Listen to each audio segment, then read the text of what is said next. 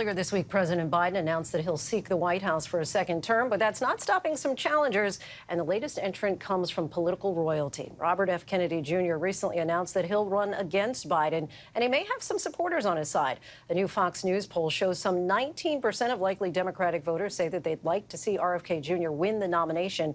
RFK Jr. is one of the biggest voices pushing anti-vaccine rhetoric, regularly distributing misinformation and disinformation about vaccines, which scientific and medical experts overwhelmingly say are safe and effective based on rigorous scientific studies. But can a Kennedy break through in 2024? Will RFK Jr.'s controversial stances limit his appeal? I sat down with him earlier today to ask him about his campaign and trying to take on the president. So tell us, why did you decide to run for president? I felt like my country was being taken away from me. I felt like I wanted my children to grow up with the same pride in our country and the same love for our country and the same idea that we had this, this idealism, these opportunities in our country, and that we had, communities that were filled with dignity and enrichment, and that we were an exemplary nation. And that those things are being lost. And they're being lost because, for a lot of reasons, but really because of the rise of corporatism in this country and this addiction that we have to war. And my party also is becoming the party of war, the party of censorship, the party of fear, and the party of, the neocons and Wall Street. And I just felt like I was in a unique opportunity to change that. And how so? You've never held a political position before. Obviously, you've been in environmental law for more than 3 decades. But what do you feel qualifies you for the highest position in the land? I think I know more about how to fix regulatory agencies than any other politician in this country, because I've spent 40 years suing them. And when you sue a regulator, you get kind of a PhD in how they work and how to unravel this kind of culture of corporate capture and corruption. And there are ways we can fix these agencies, and we can do it very quickly. Well, how would you do that? I want to just, because you've been very critical on multiple government agencies, from the CIA, the EPA, the DOT, the CDC, the FDA. If you were to become president, you would effectively be the boss of all of these agencies that you've cast so many aspersions on and said publicly that there's so much distrust there. How would you run them if you don't... And let me say this, Linsey. I think most of the people, 90% of the people in those agencies are good Americans. They're good public servants. They're patriots. They are idealistic, and they want to do their job. The problem is, the people who rise to power in those agencies usually are the people who are in the tank with industry, who are willing to carry water for the industry, and they're the ones that last for 50 years. They rise because they're willing to do favors for industry and take directions from industry. Why do you feel that you should challenge Joe Biden? I've known Joe Biden for 40 years. He's friends with my family. I've considered him a friend.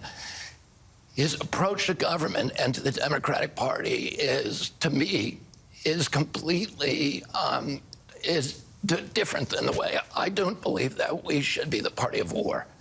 I don't believe that we should be the party of Wall Street. I don't believe that we should let neocons dictate our foreign policy. And I don't believe in censorship, for starters. And those are all values that are traditional Democratic Party values that this White House has departed from. The DNC has said, as you're well aware, that they are going to support Biden. They're not going to even hold any primary debates. Do you plan on pushing back on that? Well, I think it's troubling that if we don't have debates. I mean, particularly, Linsey, at this point in history, there's so many Americans who believe that our democracy is broken, that the system is rigged against them. And I think it's really, incumbent on the Democratic Party to act as a template, to make this election a template for democracy, and saying, we're going to have debates, we're going to have open discussion, we're going to let the people decide. We're not going to have party leaders decide who are going to be our primary, like they did in the Soviet Union. The other day when you made your announcement that you were going to run for president, you invoked your dad when he was running for president back in 1968. I'd like to take a listen. He was running against a president of his own party. He was running against a war. He was running at a time of unprecedented polarization in our country, and he had no chance of winning. My father, when he declared, had not a single molecule in him that he believed that he could win the Democratic nomination. Do you have a single molecule that you believe that you can win? I actually think I can win. But, you know, I'm not a soothsayer. I'm going to wake up every day and I'm going to campaign. I'm going to talk to Americans. I'm going to do what I'm supposed to do. And then, well, you know, it's in God's hands whether I win or not. I'm going to take the action and do what I need to do. If you don't win during the primary, would you consider an independent run? I plan to win the primary. I'm going to run a campaign that is respectful to the president, but allows me to challenge him on the issues. And if people prefer to my view of what this country should look like and where it should be headed, then I'll win. If they don't, I don't think they're going to go away with any additional antipathy toward the president. There are those, as I'm sure you're aware, who have criticized or questioned just how loyal you are to the Democratic Party. Do you wholeheartedly, full-throated say, yes, I'm a Democrat?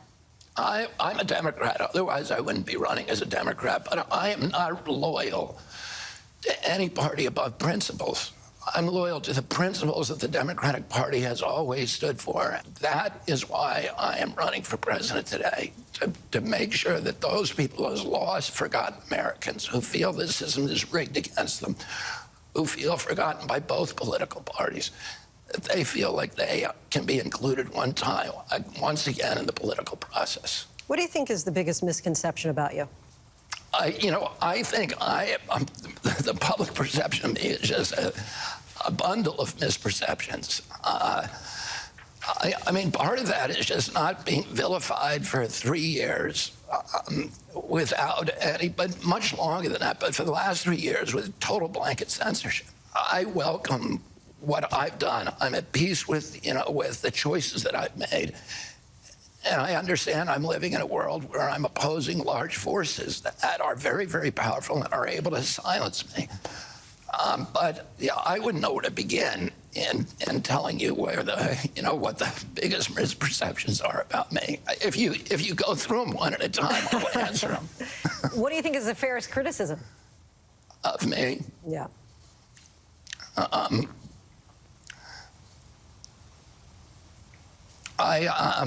I mean, listen, I've got as many defects as I do have assets. I told my wife I have more skeletons in my closet.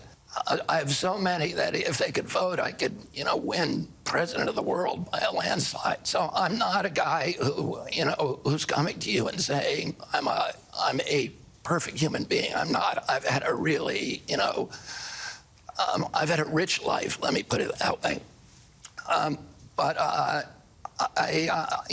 coming here because I believe in something, and I think people know that if I believe in something, that number one, you can change my mind if you confront me with facts. Number two, if you don't change my mind with facts, I'm going to stick to my guns, and nobody can move me. So you say this, but then there are known conspiracy theorists like Alex Jones, Steve Bannon. You go on their talk shows and at the same time tell America that media is lying to you. Well, how do you square that with voters? First of all, those are two different issues. The one issue is, should I be talking to Republican platforms? That's a completely different issue. I don't know. When I go on those platforms, I'm not lying to people. I'm telling the truth. But you legitimize the platforms. It doesn't matter. To me, there's no way that you can overcome the polarization without talking to people on the other side. How do you? And I've done that my whole life. When I was, 30 years, one of the leading environmentalists in the country, I was the only environmentalist who would go on Fox News, and some environmentalists would say you shouldn't go on there, it legitimizes them. I said, I want to talk to that audience. If we don't talk to them, how can we persuade them? So I will talk to anybody. You've said in the past that there is a correlation between vaccines leading to autism that's totally been debunked. Wait a minute, who debunked it? We have not seen any kind of scientific connection from the CDC, the World Health Organization, the National Academy of Sciences. Those organizations are captive agencies, Linsey. And so you think they're all in cahoots? Yeah, they're all captive. You've discussed the Kennedy family. As like any family, there are disagreements. But I think what makes it different here is that several of your relatives have not just said that they disagree with you, but they've called you dangerous. And as you're probably well aware, there were two of your siblings and a niece who wrote in a Politico article back in 2019, he's helped to spread dangerous misinformation over social media and is complicit in sowing distrust of science behind vaccines. We stand behind him in his ongoing fight to protect our environment. However, on vaccines, he's wrong. Your sister Carrie has said, I love my brother Bobby, but I do not share or endorse his opinions on many issues, including the COVID pandemic, vaccinations, and the role of social media platforms in policing false information. Your sister Rory has said, I admire his past work on it as an environmentalist. Because of him, we can swim in the Hudson, but due to a wide range of Bobby's positions, I'm supporting President Biden. And I'm just curious, if you are not able to get your own sisters to vote for you for president, how would you make that appeal to American voters? What is your family like? Do they agree with everything that you say and do? They'd probably vote for me if I ran for president. Yeah, well, I have siblings who will vote for me as well, but I have a big family, and many of them will not. I have two siblings who came to my announcement, and a lot of other relatives as well. But, I mean, there's disagreements, but, you know, I love my family, and, you know, my family in particular, we grew up arguing with each other, and we are very, very, I think, say, comfortable disagreeing with each other, both publicly and privately on issues, and at the same time loving each other. And that's something that I think is a lesson that we ought to learn for this country.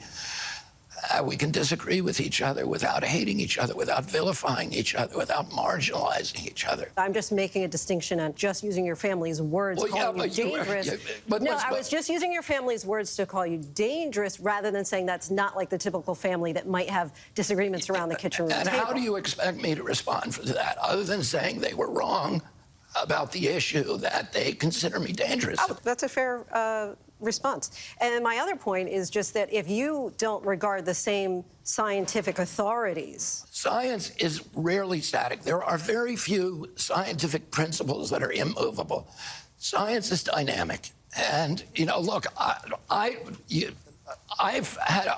argued over I've litigated over 500 lawsuits. In every one of those lawsuits, there are experts, authorities on one side, and experts and authorities on the other that are saying the exact opposite thing. So, no, I don't trust authority. I need to see the details. I need to see the science. Your final pitch to voters. My pitch would be that, you know, we need to look at what's happened to our country. We need to try to arrest this emergence of corporatism, of the corrupt merger of state and corporate power that's undermining our values, that's strip mining our landscapes, that is stealing the assets of the middle class of this country, that is compromising the values of this country, that's keeping us in a constant state of war, and that is creating a nation that doesn't resemble the nation that, you know, we all love, which is a nation with a handful of billionaires and widespread poverty, in which democracy does not have a prayer of continuing. And let's try to take a new path that will allow us to give our children a country that is, once again, a moral authority around the globe, an exemplary nation, and that has a booming middle class in this country that can sustain democracy. We should note that during our conversation, Kennedy made false claims about the COVID-19 vaccines. Data shows that the COVID-19 vaccines prevented millions of hospitalizations and deaths from the disease. He also made misleading claims about the relationship between vaccination and autism. Research shows that vaccines and the ingredients used for the vaccines do not cause autism, including multiple studies involving more than 1 million children and major medical associations like the American Academy of Pediatrics and the advocacy group Autism Speaks. We've used our editorial judgment in not including extended portions of that exchange in our interview. We thank Mr. Kennedy for the conversation. Hi, everyone. George Stephanopoulos here. Thanks for checking out the ABC News YouTube channel. If you'd like to get more videos, show highlights, and watch live event coverage, click on the right over here to subscribe to our channel. And don't forget to download the ABC News app for breaking news alerts. Thanks for watching.